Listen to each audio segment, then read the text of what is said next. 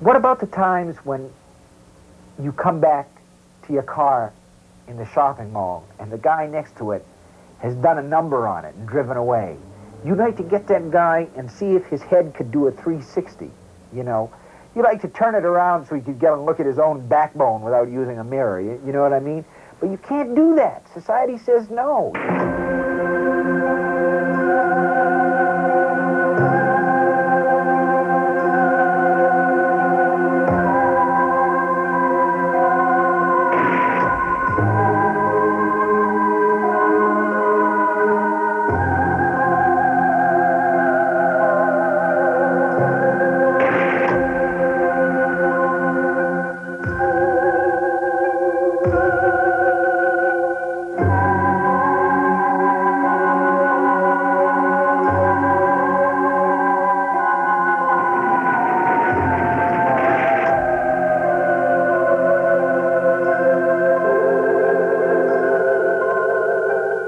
Why are these people standing in line? Very simply, they want terror. Knowing what scares these innocent people has become big business in the last decade, and it stems from a national willingness to be scared senseless. At the root of this is the popularity of the horror novel, and no one is more popular than Stephen King. Recently, at one point, for the first time in history, the New York Times bestseller list had 5 of the top slots filled with titles by this one man. He is so popular, people have entered lotteries just to sit around a campfire and listen to him tell stories. Edgar Allan Poe said terror is the finest emotion, and I would agree with that. Below that, a slightly grosser emotion is horror, and below that is the gross out, you know. And I go for terror in what I do, but if I can't get terror, I'll go for horror. And I'm not proud. If I can't get horror, I'll go for the gross out. He called for his new wife, and there was no answer. And when he went up to the bedroom, he thought she changed the sheets because they weren't white anymore, they were red. Her throat was cut, and when she came close to him, supposedly the slit in her neck spoke and said, "I'm dead, I'm dead, I'm dead, I'm dead, I'm dead." And there's a story, an EC comic book story, where there's a guy and his wife who decide that they're going to kill each other, and he's real fat and she's real skinny. And so he catches her, and he's got an air compressor, and he says, "Try this, Mabel." And he stuffs the hose down her throat and turns it on, and she blows up until finally she explodes, and guts go everywhere. And then as he's walking down the stairs, she set up a weight over the stairs, and it comes down, and it squashes him to a shadow. So it's a little irony. It's good for your blood. That's the gross out. But what draws King himself to horror? Was there something in his childhood that affected him? I'm warped, you know. I am. You don't do this sort of thing if you're all right. There wasn't anything in my childhood except I did kill a few people, but they never found the bodies, so I think I'm all right.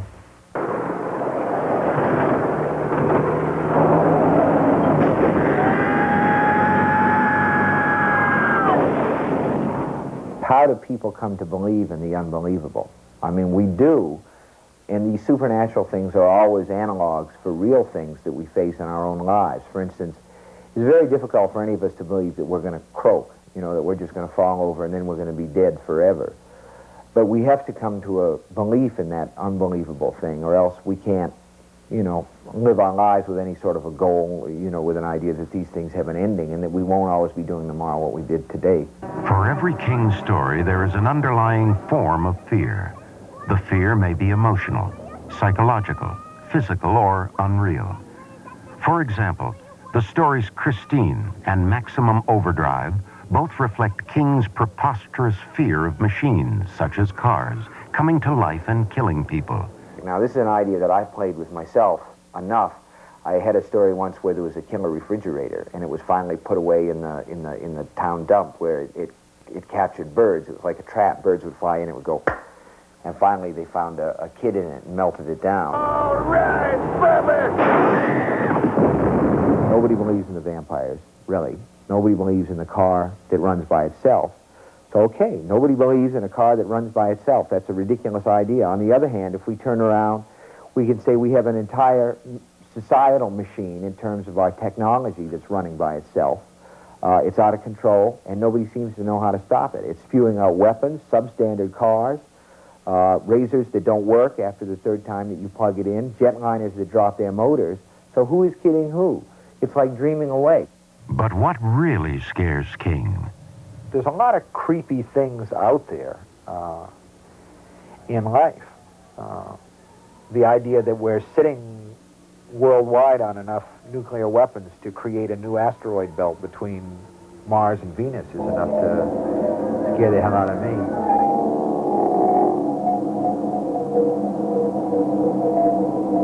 In a book of essays called Kingdom of Fear, King reveals 10 major fears that govern his reign of terror. Fear of the dark, fear of squishy things, fear of deformity, fear of snakes, rats, closed-in places, insects such as spiders, fear of death, fear of others or paranoia, and fear for someone else. Which one is your worst nightmare? Think a moment. What is your worst fear? If Stephen King told you his, would you dare reveal your own? The worst thing I can think of is going in to check one of my kids and finding one of them dead. You know, that's the worst thing I can think of.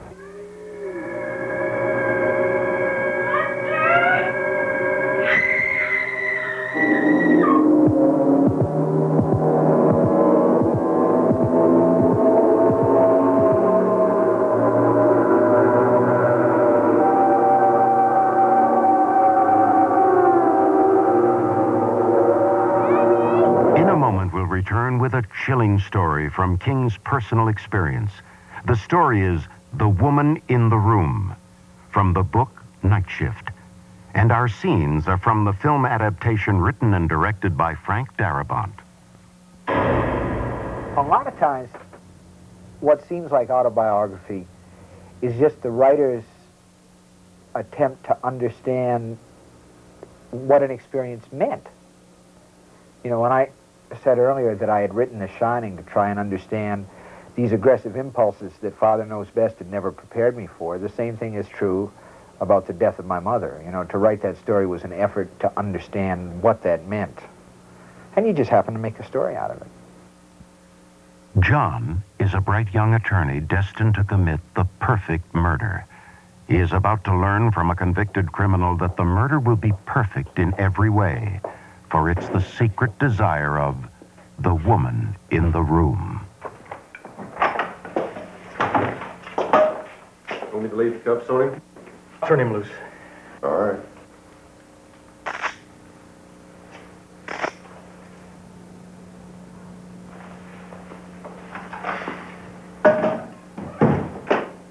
Counselor, good of you to come. Sorry I'm late. That's okay. I ain't going nowhere. Care to join me? Jeez, man, you look like shit. What, you got some broad keeping you up nights? No, not exactly. I've just been a little preoccupied. What with? My mother. She's dying. Of what? Cancer. Abdominal cancer. Tough break. Yeah, I guess it is. Oh, what are they doing for her? Well, not a hell of a lot, you ask me. They gave her a cordotomy yesterday. Cordotomy? Yeah, I know about those. It's supposed to take away the pain. How'd you know that?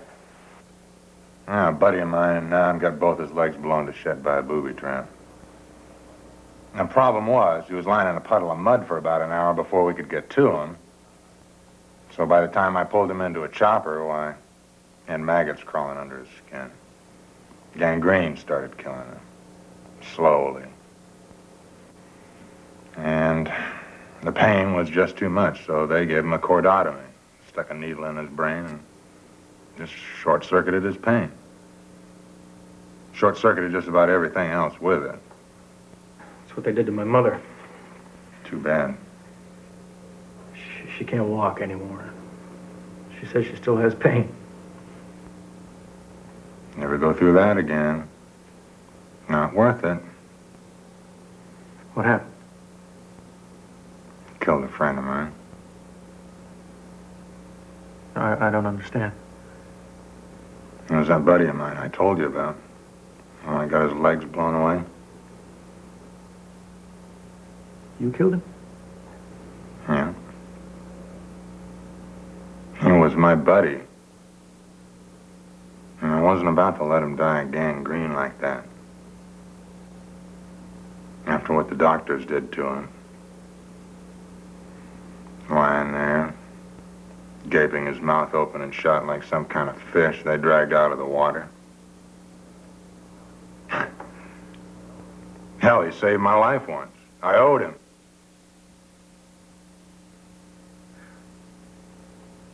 Jesus. What's the matter, counselor? You don't look so good.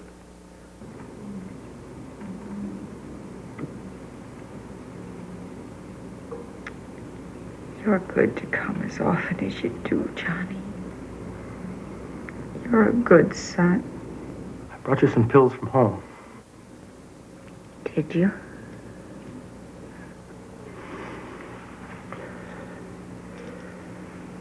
They're good for pain. It's an old prescription of yours. They're very strong. Are they? Can I chew them? I don't know. You could try one. All right. Don't let them see.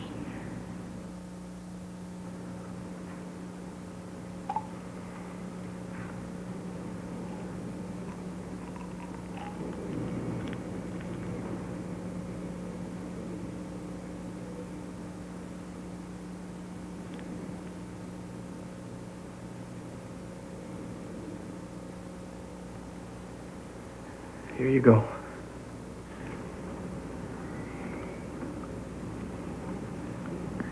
Does it taste bad? I won't. No, not too bad.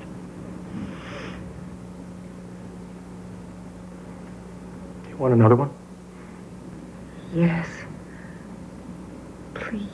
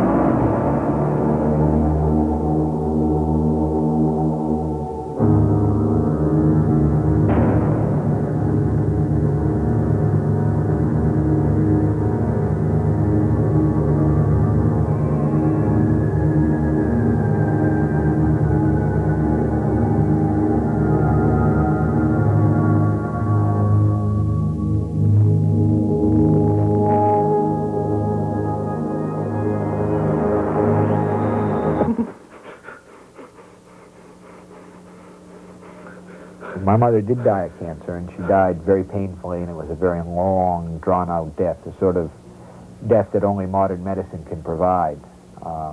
You know, with enough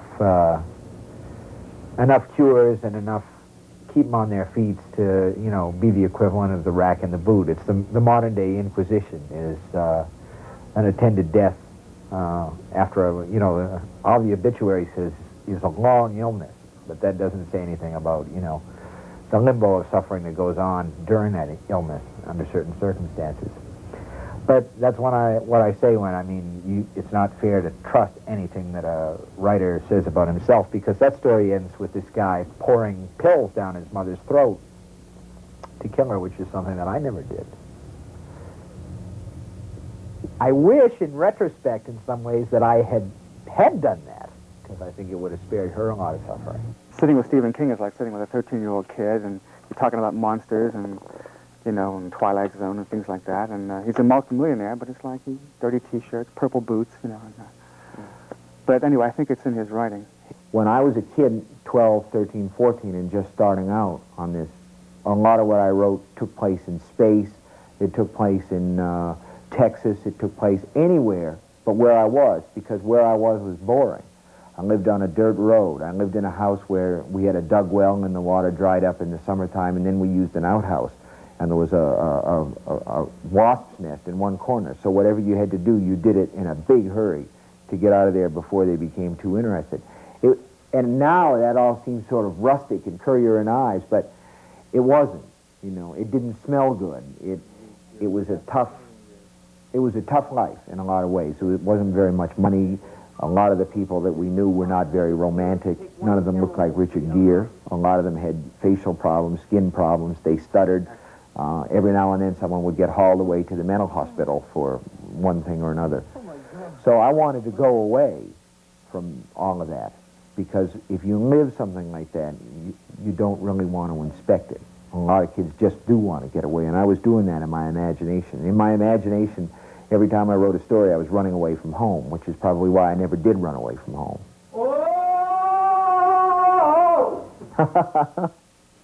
Okay, sorry. The stuff, the worst thing about all this stuff is you sit and this sort of nasty grin surfaces on your face. People say, have you ever scared yourself? And once in a while I say, yeah, but mostly you just think about these things and you think, this is really great. Yeah.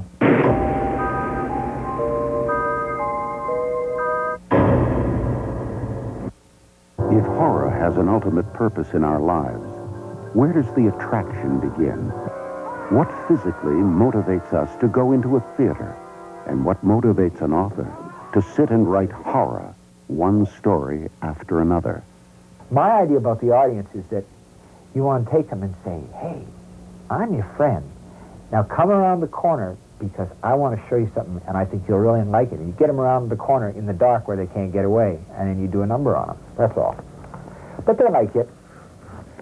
Mostly. They come back. As far as marketing, all they really have to do, as far as I'm concerned, is put an ad in the paper and run a trailer on TV, and I'll be there. I'll go.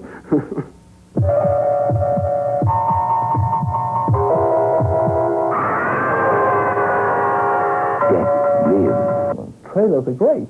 I mean, I love 50s trailers because, you know, Attack of the 50-Foot Woman. You ever seen the trailer for that? It's great. I mean, they're great stuff. They're great stuff. They're an intensification very often of what's in the picture, and it has to be said, very often all the best bits of the picture get put in the trailer.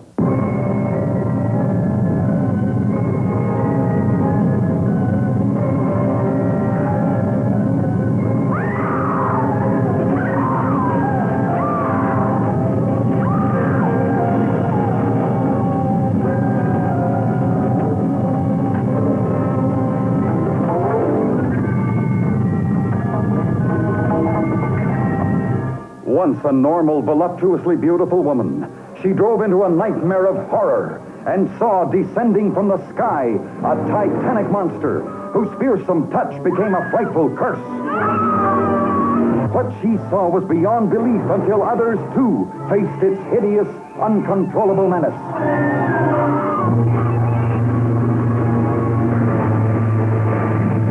Attack of the 50-Foot Woman. Incredibly huge, with incredible desires for love and vengeance.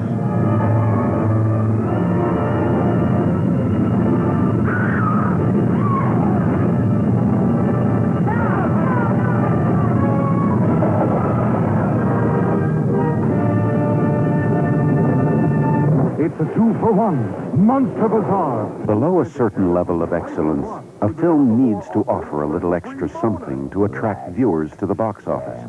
In this area of promotion, horror films have always been ingenious.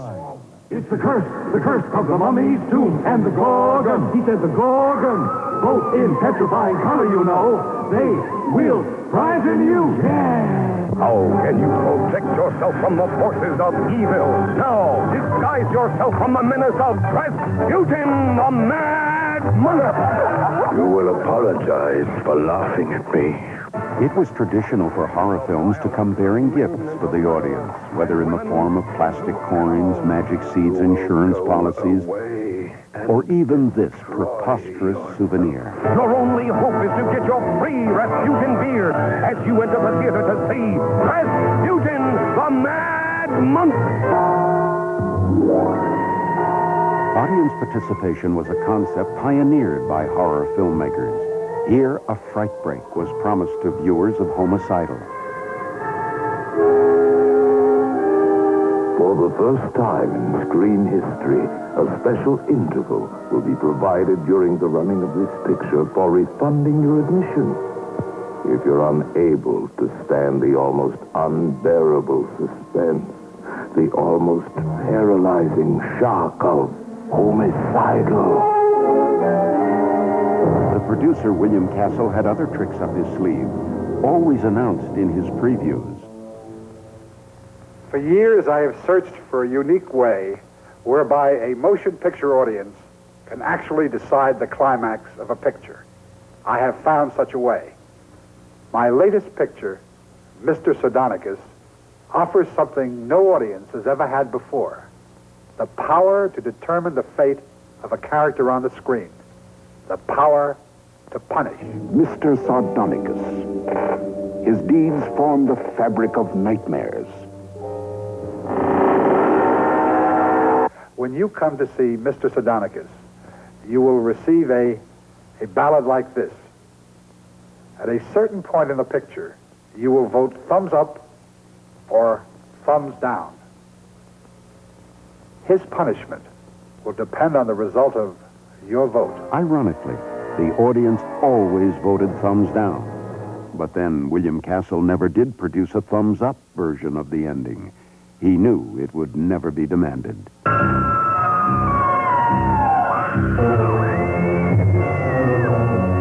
As if to punish the audience for their thirst for blood, Castle created the Tingler and announced his most famous movie gimmick. It involved the most direct form of audience participation imaginable and required $100,000 insurance on each audience member.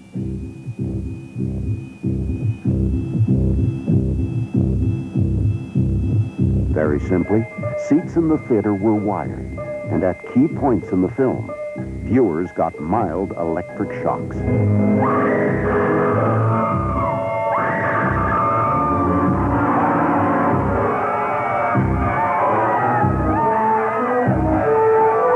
Today's previews carry on the tradition, especially at the low end of production. Troma Films, a leader of grade Z movies, are instantly recognized through their previews. Their fans want horror, and we ask why.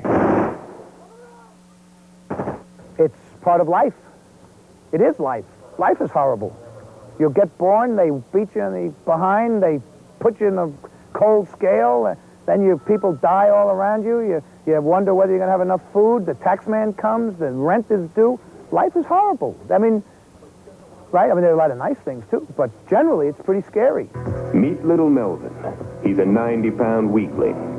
Everyone hated Melvin. I'm going to take this mop and shove it down your throat. They teased him. I'm going to do it with you. Okay. They taunted him. They tormented him until he had a horrifying accident and fell into a vat of nuclear waste. transforming little Melvin into a hideously deformed creature of superhuman size and strength. Melvin became the Toxic Avenger. The first superhero born out of nuclear waste. In terms of subject matter, we get a lot of it out of the newspapers. The environmental problem was the Toxic Avenger. The class of Nukem High dealt with the nuclear power plant. Welcome to Tromaville High, an average American high school, with one exception. It's located only 1 mile away from a nuclear power plant. They said it was 100% safe. But they were wrong. There's no danger, Governor. We have the situation well in hand.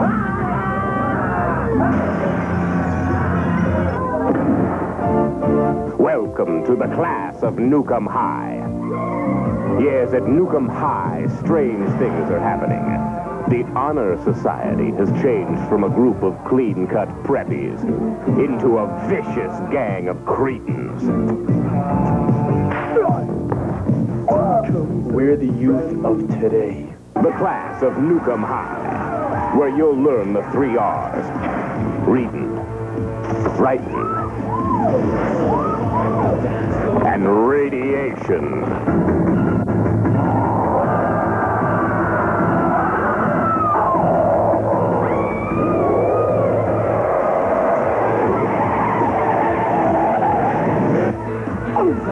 See the most explosive action of the year.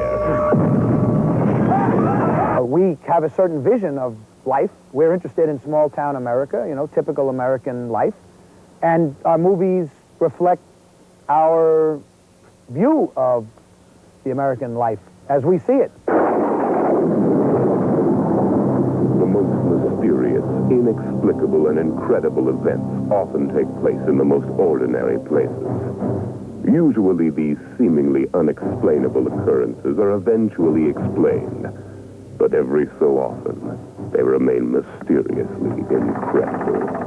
Monster in the closet.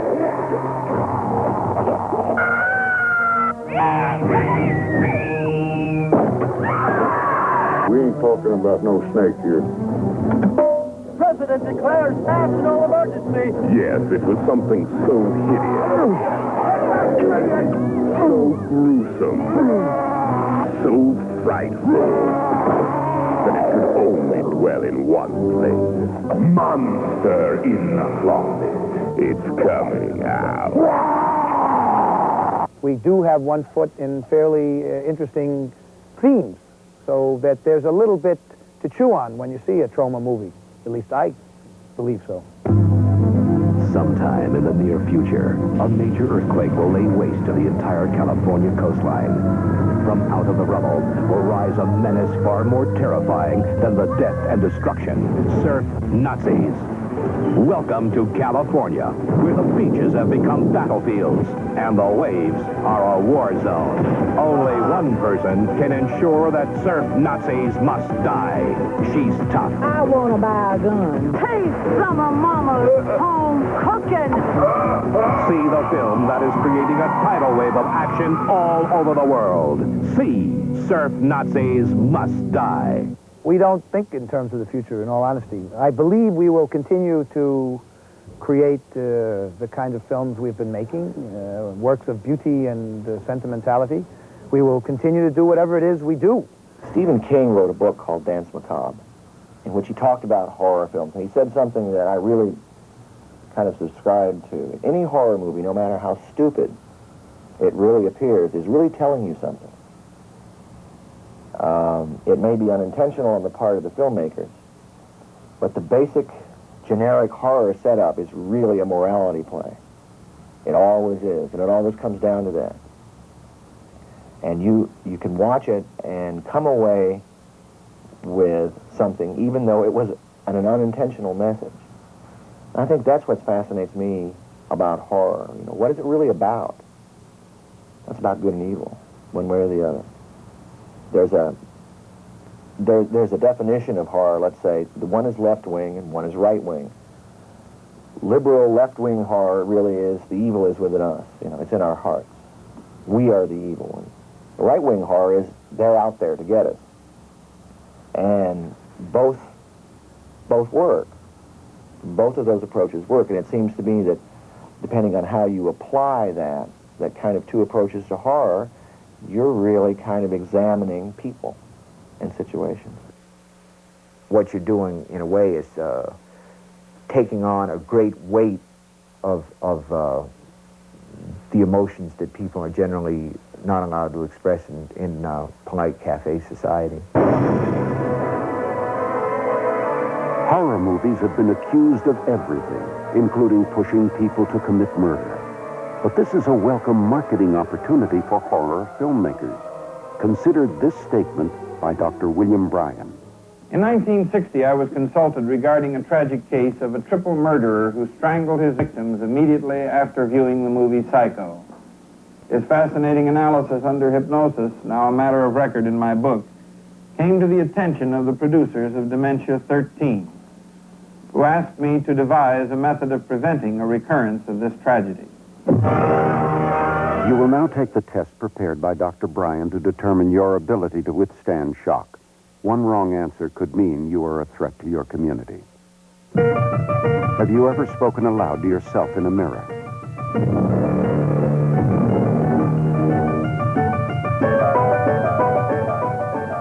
Were you ever involved in what passed for an accident, but which you purposely caused? Did you ever do anything seriously wrong for which you felt absolutely no guilt?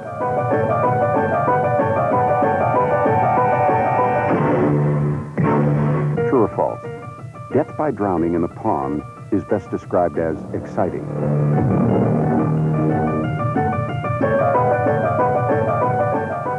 True or false? The most effective way of settling a dispute is with one quick stroke of the axe to your adversary's head. I think we've all faced this at one time or another. There were supposedly copycat murders after Psycho. My view about this sort of thing when it happens is that the people who did it should not only be put in jail for having committed crimes, but should be sued for plagiarism. The fact is, a crazy person is going to do crazy things, and it may be that he'll get the idea to do those crazy things from a film like Taxi Driver or Carrie or Salem's Lot or Christine or some other thing. But I don't believe that either a creative artist or a society of people who appreciate art can be penalized for the few crazy people that are riding along the fringes of the herd. If Psycho pushed someone to murder, the unindicted co-conspirator was Alfred Hitchcock. He was not only a master of terror, but also a master at drawing large crowds. I've suggested that Psycho be seen from the beginning. In fact, this is more than a suggestion. It is required. This requirement created captive audiences to Hitchcock's tape-recorded messages through loudspeakers before each show. I insist that you do not tell your friends the little, tiny, horrifying secrets of Psycho after you see it. The plan worked, but Hitchcock's effort had actually started months earlier in what was to become a classic preview. In that window on the second floor, the single one in front, that's where the woman was first seen. Let's go inside.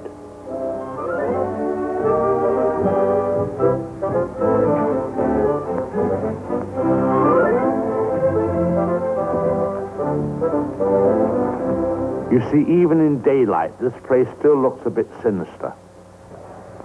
Now, it was at the top of these stairs that the second murder took place. She came out of the door there and met the victim at the top. Of course, in a flash, there was the knife, and in no time, the victim tumbled and fell with a horrible crash. I think the back broke immediately and hit the floor. It's difficult to describe the way that the twisting of the well, I won't dwell upon it. Come upstairs.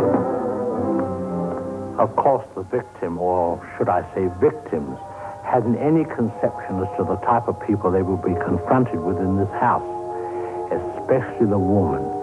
She was the weirdest and the most... Well, let's go into her bedroom.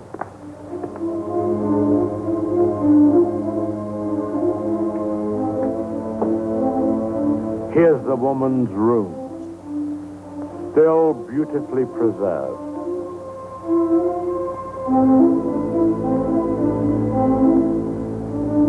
And the imprint of her figure on the bed where she used to lay. I think some of her clothes are still in this wardrobe.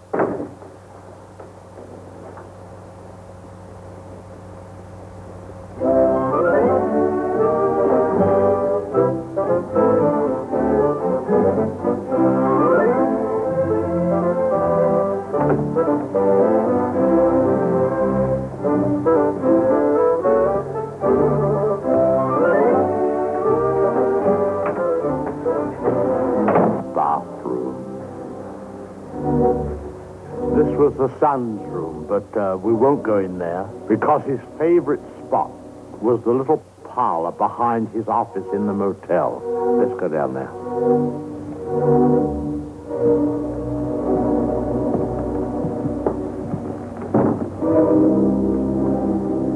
This young man, you had to feel sorry for him. After all, being dominated by an almost maniacal woman was enough to drive anyone to the extreme of well, let's go in. Well, I suppose you'd call this his hideaway. His hobby, as you see, was taxidermy. Crow here, an owl there. Now, an important scene took place in this room. There was a private supper here. And, oh, by the way, this picture has great significance because let's go along to cabin number 1. I want to show you something there.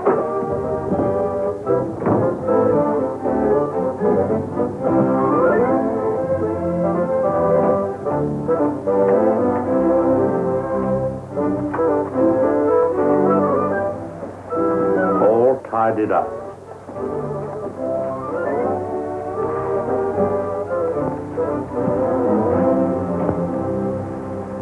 The bathroom.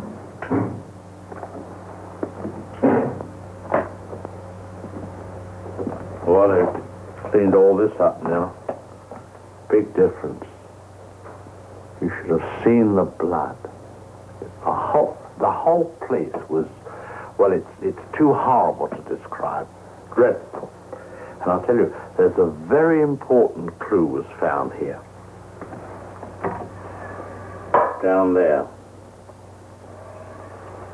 Well, the murderer, you see, crept in here very slowly. Of course, the shower was on. There was no sound. And,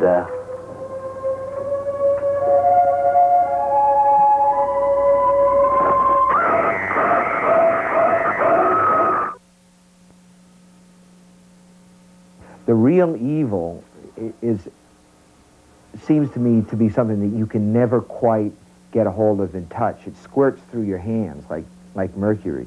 A guy like this John Wayne Gacy, I mean, this guy killed dozens of kids, maybe hundreds of kids, and buried them, you know, he tortured them.